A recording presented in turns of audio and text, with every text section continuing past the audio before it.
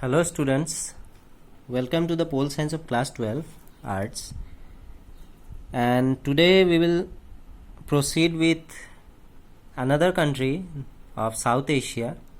Before this we have completed about South Asia and 7 countries that are included in South Asia.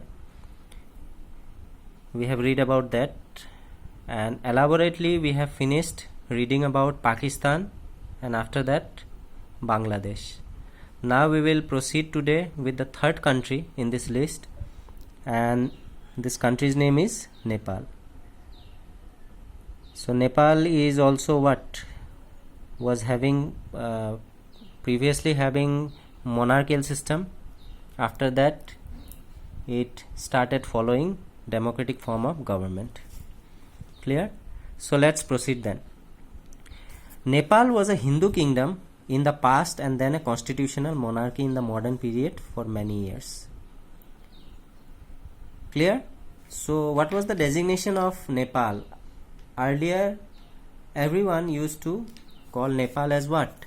A pure Hindu kingdom. But now it is not. And then after that it was also called constitutional monarchy in the modern period for many years. That means what? Monarchical system was there, constitutional monarchy, and the head of this country was actually a king. Likewise it was running. Throughout this period, political parties and the common people of Nepal have wanted a more open and responsive system of government. Clear?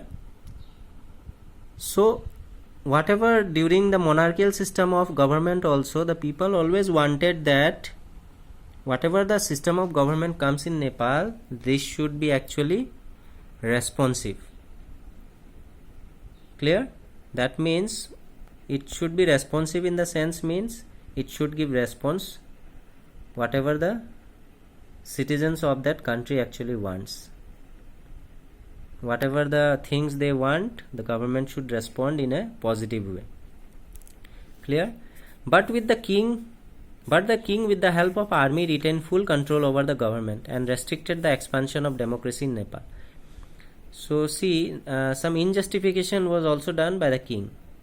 The people were actually wanting that the government should be responsive, and they were also wanting the democratic system of government should be there or restored in Nepal, but it was not done. And in return, what the king did actually? The king with the help of army retained full control over the government and restricted the expansion of democracy in Nepal. So the king did not give a positive feedback, but in return what he did? With the help of army, he took the full control of Nepal under his hand as a dictator. And after that he also restricted that the expansion of democracy. That means he first of all he took all the powers of Nepal into his hand, and after that he made sure that democracy at any cost should not be imposed or should not be coming in Nepal. So these were the two things that was actually regarded as the dictatorship of the king of Nepal. After that, the king accepted the demand for a new democratic constitution in 1990 in the wake of a strong pro-democracy movement. But how many days the king will actually be dictator?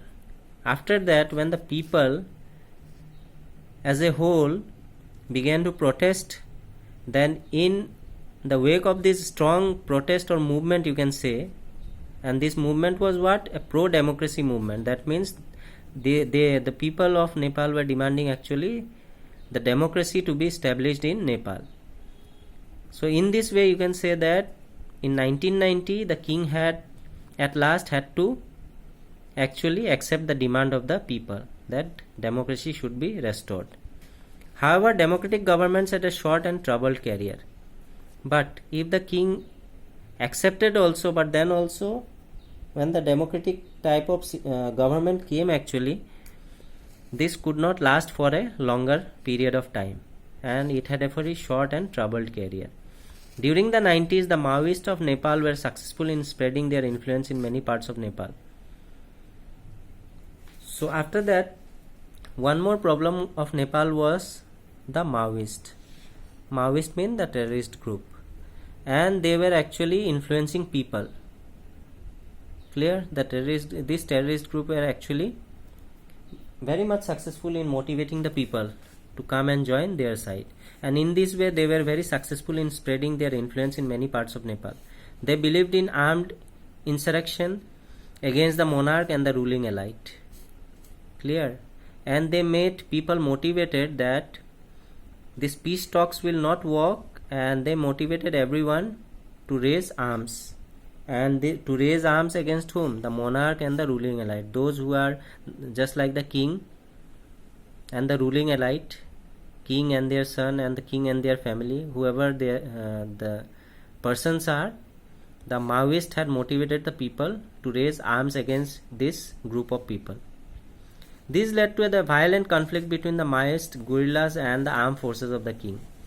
So as they were very successful in operating the arms insurrection, so in this way it led to what? It led to a violent conflict.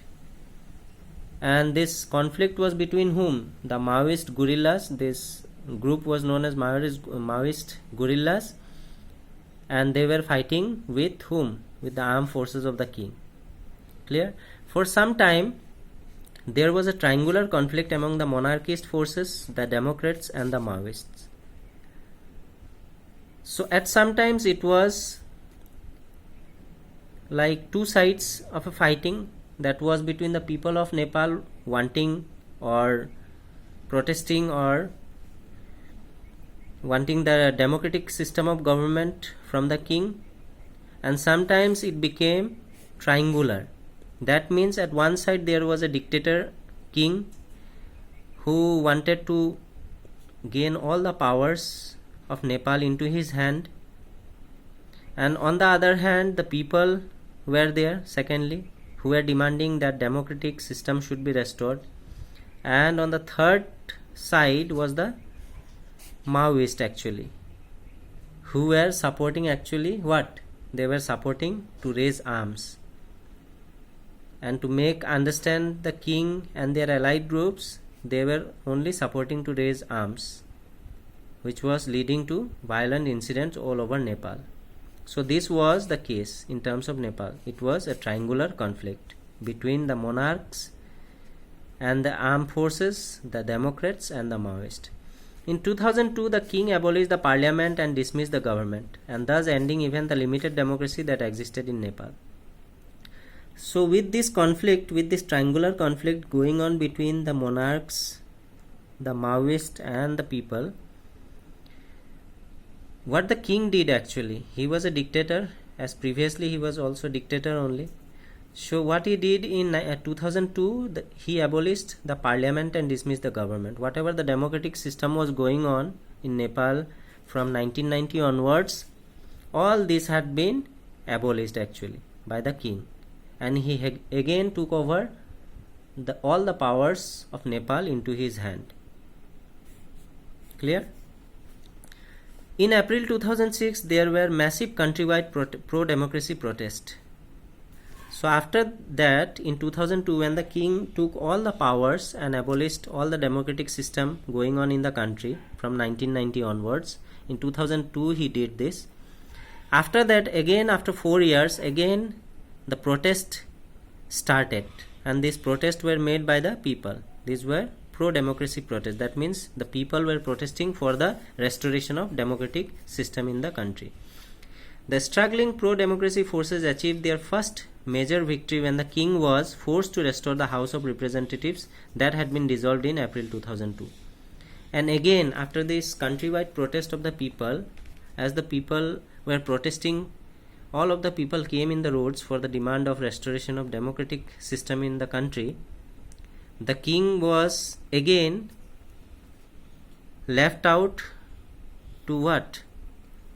To actually what the people were demanding, the king was again forced to restore the House of Representatives. Clear?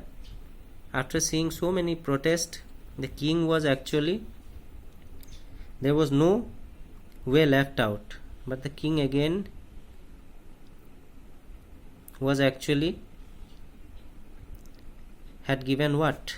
Had given the House of Representatives that had been dissolved in 2002. Again agreed to restore democracy, and he again restored what? The House of Representatives in 2006, because in 2002 he had actually abolished all this system, but in 2006, after so many protests, he finally agreed. The largely non-violent movement was led by 7-party alliance, the Maoist and social activists.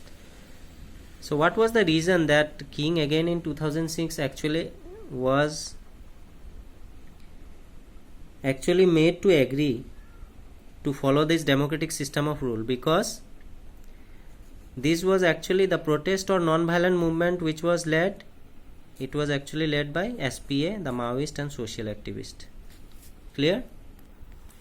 So this non-violent movement was actually led by 3 groups actually. First was the 7-party alliance SPA, second was the Maoist, and third was the social activists. Clear?